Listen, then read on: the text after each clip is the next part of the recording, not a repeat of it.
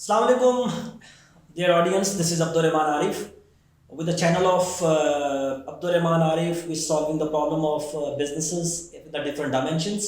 आज का जो टॉपिक है हम उस पर बात करेंगे. This is called the operating margins and the profits of the business. Profits को अंडरस्टैंड करने के लिए मैं कुछ सेकंड्स लूंगा कि हम सेल करते हैं.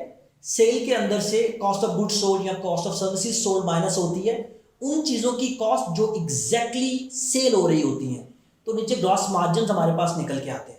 उसके अंदर से आप अपनी फाइनेंशियल कॉस्ट माइनस करते हैं.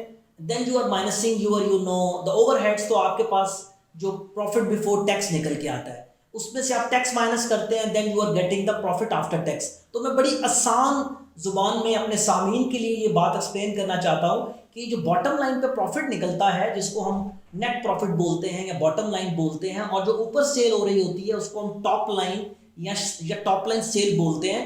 ये बॉटम लाइन का प्रॉफिट इंप्रूव होना बहुत ज़रूरी है. अगर ये प्रॉफिट नहीं आएगा तो अल्टीमेटली आपके पास कैश नहीं होगा अपने कारोबार को फीड करने के लिए, अपने खर्चे पूरे करने के लिए और एक्सपेंशन करने के लिए. अच्छा, कौन कौन से एलिमेंट्स हैं जो इस बॉटम लाइन को कंट्रोल करते हैं? मैंने पहले भी एक्सप्लेन किया. एक तो मेरी कॉस्ट ऑफ गुड्स सोल्ड है या कॉस्ट ऑफ सर्विसेज सोल्ड है. वो वाली चीज़ जो मैं बाय करता हूँ, सेल करता हूँ, बाय करके कन्वर्ट करके सेल करता हूँ, या सर्विसेज के लिए मैंने लोग हायर किए हैं जो स्पेसिफिकली वो सर्विसेज देते हैं, उनको हम कॉस्ट ऑफ सर्विसेज सोल्ड कह सकते हैं.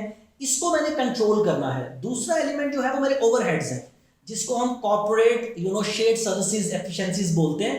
कि बैक एंड के ऊपर कुछ ऐसे लोग होते हैं जो बिजनेस के लिए काम कर रहे हैं लेकिन वो डायरेक्ट कंट्रीब्यूट नहीं कर रहे हैं.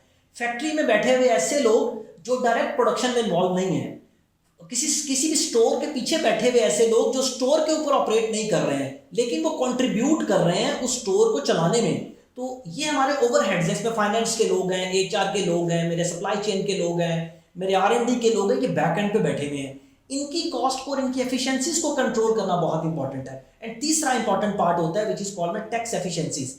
जो मेरे टैक्सेस वाला काम है मैं उसको भी प्रॉपर तरीके से कंट्रोल करूं, मैनेज करूं, अंडरस्टैंड करूं उन तमाम एसआरओज को, लॉज को जो मेरे बिजनेस के साथ कनेक्ट हैं. एंड द फोर्थ थिंग मैं इसमें एक और भी ऐड करना चाहूँगा जो कि which is very very important is about the compliance. भी टैक्स के अंदर ही आती है. उसको भी आप अपने कंप्लायंस, कॉस्ट ऑफ कंप्लायंस के अंदर ले सकते हैं. टैक्स के अलावा और भी बहुत सारी कंप्लायंसेस होती हैं जो आपको करनी होती हैं.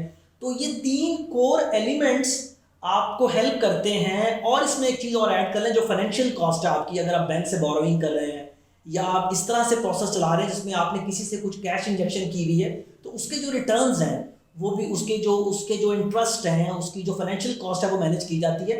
तो प्रैक्टिकली इन 3-4 एलिमेंट्स को कंट्रोल करके आप अपने ऑपरेटिंग मार्जिन्स बेहतर कर सकते हैं जो कंट्रीब्यूट करते हैं to my shareholder value. और आने वाले दिनों में इन तमाम टॉपिक्स के ऊपर भी हम डिटेल में बात करेंगे. And I am always available to answer your questions with respect to any query. See you इंशाल्लाह ताला इन कमिंग वीडियोस. जज़ाकल्लाह.